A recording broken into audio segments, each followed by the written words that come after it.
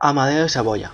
Nació en Turín en 1845 y murió en el 1890. Su reinado en España duró desde el 1870 hasta el 1873. Fue hijo de Víctor Manuel II, rey de Italia, y de María Adelaida de Austria. Heredó el título de duque de Aosta. En 1867 contrajo matrimonio con María Victoria del Pozo della Cisterna.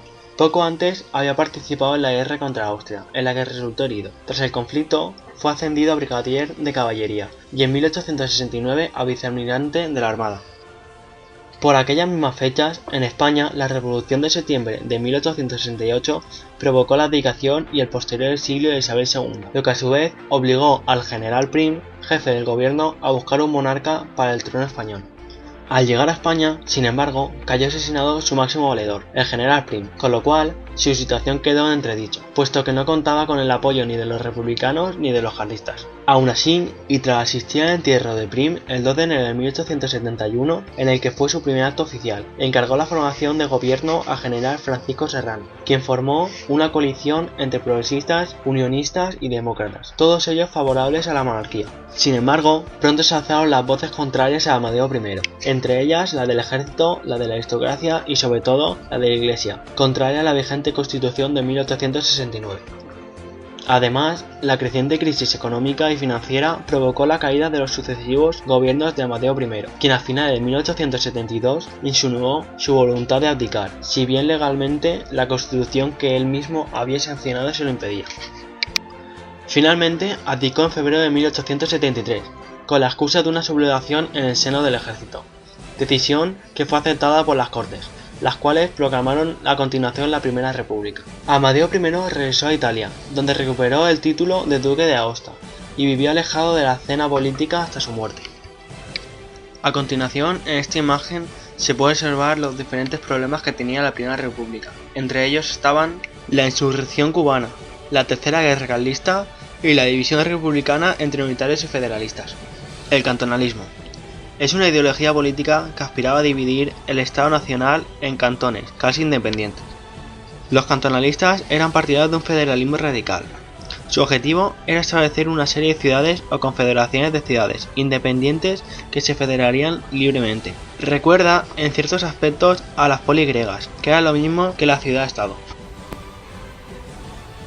La Primera República Española, 1873-1874. La proclamación de la República. Ante la renuncia de Amadeo de Saboya, las Cortes sometieron a votación la proclamación de una república, que fue apoyada por la mayoría. El 11 de febrero de 1873 sería aprobada, quedando como presidente del gobierno el republicano federal, Estanislao Figueras. Aspectos en contra, desde su creación. Esta mayoría no implicó un apoyo verdadero a la República, puesto que gran parte de la Cámara era monárquica, sino que fue una estrategia para ganar tiempo y organizar la vuelta de los Borbones al trono español. A nivel internacional, tampoco contó con un gran apoyo, salvo Estados Unidos y Suiza. Ninguna potencia reconocería la República y la consideraban un régimen revolucionario, capaz de poner en peligro la estabilidad de una Europa conservadora. Aislamiento internacional. Gran parte de los dirigentes del republicanismo federal, encargados de poner en funcionamiento la nueva república, no tenían las aspiraciones revolucionarias que conformaban la base ideológica de su propio partido. Aspectos a favor. Las clases populares, campesinos y proletariado consideraban que era el momento de cumplir sus aspiraciones de cambio social. En Andalucía se produjo un movimiento insurreccional que pretendía dar una solución al problema del reparto de tierras del campesinado. En Cataluña y otras ciudades se produjeron amplias movilizaciones populares y más concretamente entre el movimiento obrero empezó a reivindicar el aumento de salarios, la reducción de la jornada laboral, entre otros aspectos. Para pacificar el panorama, se disolvieron las juntas y se convocaron elecciones a Cortes Constituyentes, ganadas por los republicanos. Los federales conseguirían la mayoría de los escaños, Sin embargo, su mayoría fue engañosa, puesto que más de un 60% del electorado se abstuvo. El intento de instaurar una nueva república federal. El 7 de junio de 1873 se proclamó la República Democrática Federal. El presidente del gobierno continuaría en manos de Figueras, que tomaría las primeras medidas reformistas de carácter popular, como la supresión de los consumos o la eliminación de las quintas. La escasez de recursos del Estado y la desorganización del ejército, sin embargo, provocarían al tiempo su dimisión, y el gobierno pasaría a Francisco Pi y Margall, encargado de elaborar un nuevo proyecto de constitución. El proyecto de constitución liberal. Su propósito era emprender reformas novedosas. Sin embargo, no llegó a ser debatida ni aprobada, debido a la corta duración de la experiencia republicana. Desarrollaría los siguientes aspectos: características semejantes a la Constitución anterior, 1869, en cuanto a su carácter democrático y concesión de amplios derechos y libertades. La República contaría con un presidente y, como novedad, presentaría una estructura del Estado distinta. Especificaría que la nación española la compondrían 17 estados, Cuba incluida, organizados en 3 niveles de poder: municipios, estados regionales, con autonomía económica, administrativa y política hasta el punto de establecer sus propias constituciones, pero compatible con la existencia de la nación española. Estado federal. Este proyecto planteaba por primera vez dentro del liberalismo español un Estado no centralista y más regionalista, origen de futuras propuestas nacionalistas. Cortes bicamerales. Libertad de culto. Separación Iglesia-Estado. Abolición de la esclavitud en las colonias. Supresión de las quintas y inicio de una legislación proteccionista en materia laboral. Los conflictos armados. Insurrección carlista, 1873-1876. El nacimiento de la República motivó la vuelta al conflicto armado en las zonas tradicionalmente carlistas. Durante el verano de 1873, el enfrentamiento se expandió por una buena parte de Cataluña, Teruel, Cuenca y el Maestrazgo. En las zonas sublevadas se articuló un embrión de Estado con instituciones regionales propias, en el que se organizaron ayuntamientos y diputaciones que se regían bajo principios forales e impulsaron una lengua propia. Guerra de Cuba. Se extendió la insurrección comenzada a comienzos del sexenio. Las autoridades españolas y funcionarios españoles en Cuba eran proclives en la solución monárquica que proponía la restauración monárquica en la figura de Alfonso XII. Por tanto, actuaron al margen de la República. No obstante, el gobierno republicano, para tratar de mejorar las relaciones con Cuba, puesto que la consideraban, al igual que Puerto Rico, un territorio más de la Federación Española, iniciaron un proyecto de estructuración federal. En esta imagen podemos observar cómo se encontraba España en ese entonces a causa de los conflictos armados. La sublevación cantonal. Fue la situación más grave sucedida durante la Primera República. Motivos.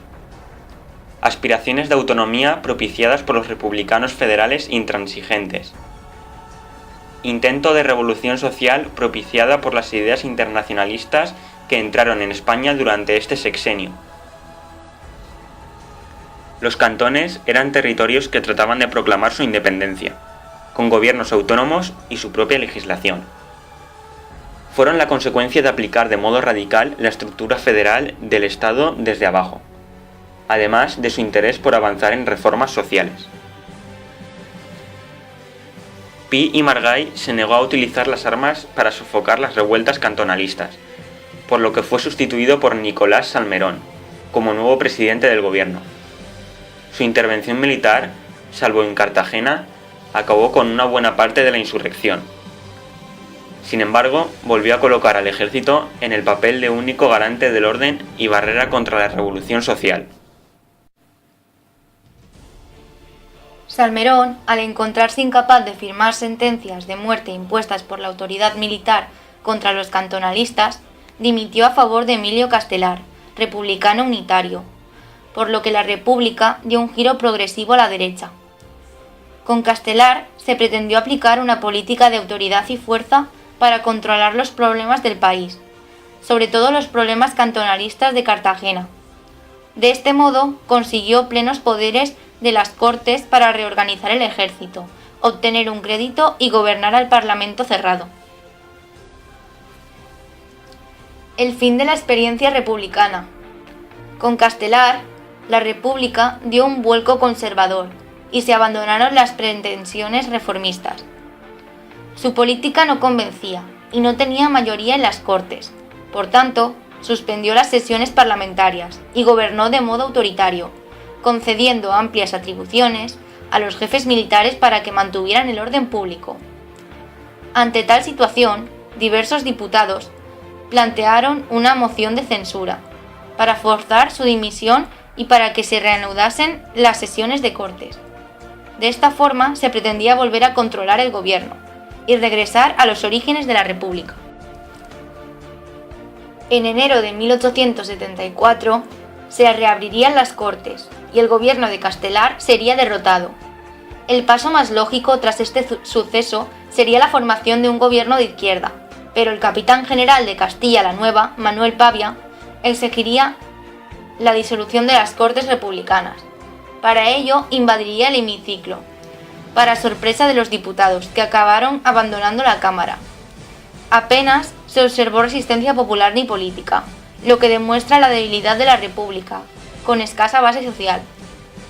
Durante los siguientes meses, el poder pasaría a manos de un gobierno provisional, formado por una coalición entre unionistas y progresistas, encabezada por el general Serrano, que trataría de desarrollar un régimen republicano conservador. En diciembre de 1874, el pronunciamiento militar de Martínez Campos en Sagunto proclamaría rey de España a Alfonso XII, convirtiéndose Cánovas del Castillo en el ideólogo de su causa. El Manifiesto de Sandrul, redactado por Cánovas del Castillo, el príncipe Alfonso de Borbón, firma la síntesis de su nueva monarquía, régimen conservador, régimen político, liberal garantizado, restableciendo de la estabilidad política y el orden social. La abdicación de Amadeo I se produjo el 11 de febrero de 1873 por la mañana. Esa misma tarde, el Parlamento era un hervidero de intrigas. Los republicanos veían que una oportunidad como esta no les iba a volver a presentar. Emilio Castelar, uno de ellos, subió al estrado y dijo: «Señores, con Fernando VII murió la monarquía tradicional, con la fuga de Isabel II, la monarquía parlamentaria, con la renuncia de don Amadeo de Saboya, la monarquía democrática. Nadie ha acabado con ella, ha muerto por sí misma, nadie trae la república. La traen todas las circunstancias. La trae una conjuración de la sociedad, de la naturaleza y de la historia». Figueras fue el primer presidente de la República. Pi y Margall fue el segundo. Nicolás Salmerón el tercero y por último Emilio Castelar,